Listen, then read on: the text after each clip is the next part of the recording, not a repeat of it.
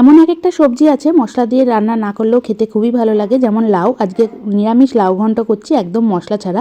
তাই জন্য লাউটার খোসা ছাড়িয়ে ভালো করে ধুয়ে ছোট ছোট টুকরো করে কেটে নিচ্ছি। কড়াইয়ের মধ্যে পরিমাণ অনুযায়ী সর্ষের তেল দিয়ে বড় বড় বড়িগুলো বেশ লাল করে ভেজে তুলে নিচ্ছি। বড়ি ভাজা হয়ে গেছে, তেল থেকে তুলে নিয়ে ওই তেলের মধ্যেই দিয়ে দেবো হাফ চামচ কালো জিরে। কালো জিরেটা কিছুক্ষণ ভাজার পর কেটে রাখা লাউ দিয়ে দিচ্ছি। লাউ দিয়ে খুব ভালো করে তেলের মধ্যে 2 থেকে 3 মিনিট মতো মিশিয়ে নিচ্ছি। তারপর এর মধ্যে দিয়ে দেবো স্বাদ অনুযায়ী লবণ। লবণটা দেওয়ার ফলে কিন্তু লাউ থেকে খুব তাড়াতাড়ি জল বার হতে শুরু করে দেবে। লবণ দিয়ে দিয়েছি। এবার সামান্য পরিমাণ হলুদ গুঁড়োও দিয়ে দিলাম। হলুদ গুঁড়ো দিয়ে আবারও বেশ খানিকক্ষণ মতো মিশিয়ে নিচ্ছি। আস্তে আস্তে জল বার হতে শুরু করে দিয়েছে। এবার গ্যাস সিম করে 3 থেকে 4 মিনিট ঢাকনা দিয়ে ঢেকে রান্না করলাম। ঢাকনা তুলে নিলাম। খুন্তি দিয়ে লাউটা একটু ভেঙে ভেঙে দিচ্ছি যাতে তাড়াতাড়ি গলে যায়। এবার স্বাদ অনুযায়ী কাঁচা লঙ্কা আর দিয়ে দিলাম স্বাদ অনুযায়ী চিনি দিয়ে আরও বেশ খানিকক্ষণ মতো কষিয়ে নিচ্ছি। যতক্ষণ না লাউ থেকে জল শুকিয়ে আসে ততক্ষণ রান্না করব।